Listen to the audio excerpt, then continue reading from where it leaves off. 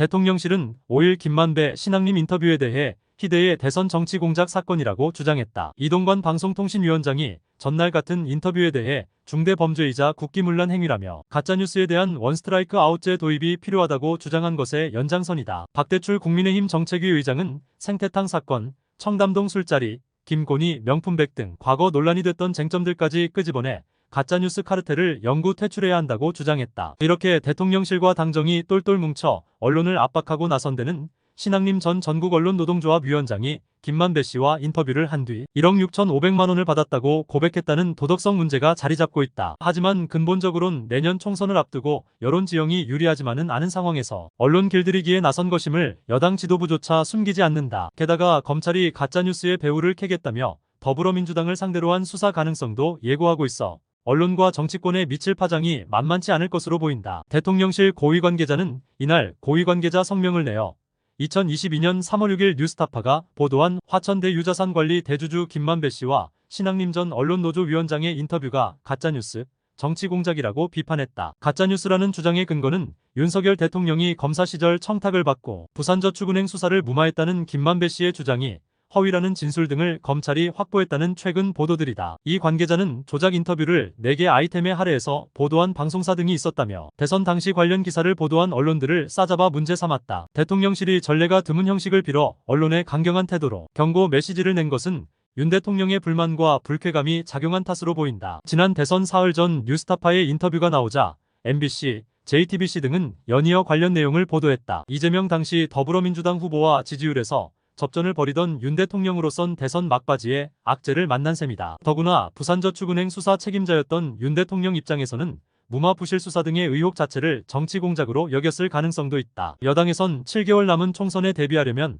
언론부터 다잡아야 한다는 분위기가 강하다. 한 지도부 의원은 이명박 정부 때 쇠고기 괴담으로 식물 정부가 되지 않았느냐며 가짜뉴스 괴담에 밀리면 정권이 흔들릴 수 있으니 맷집을 가지고 언론에 강하게 대응해 나가야 한다고 말했다. 이동관 방송통신위원장과 김장겸 국민의힘 가짜뉴스 괴담방지 특별위원장 등 이명박 정부 등에서 언론 장악의 상징으로 지목된 인물을 전면에 내세운 것도 같은 맥락으로 풀이된다. 특히 이 위원장은 전날 국회 과학기술방송통신위원회 현안 질의에서 이런 매체는 폐간을 고민해야 한다는 국민의힘 소속 장제원 위원장의 말에 그것이 바로 원스트라이크 아웃의 최종 단계라고 했다. 이와 함께 여권은 더불어민주당이 가짜뉴스의 배후라는 주장을 펴고 있다. 윤재옥 국민의힘 원내대표는 이날 이 거짓 인터뷰가 나오기 전부터 당시 이재명 후보가 부산저축은행 사건을 들먹이며 윤석열 대장동 몸통설을 이슈화시키려 했다. 철저한 수사를 통해 정치 공작의 배후를 밝히고 공모동 조작을 밝혀내야 한다고 말했다. 박대출 정책위의장은 가짜뉴스 카르텔을 영구히 퇴출시켜야 한다. 검찰은 국기문란 중대범죄를 철저히 수사해야 하고 재판부는 엄히 다스려 선거 조작이 발붙이지 못하게 해야 한다고 말했다. 이에 화답하듯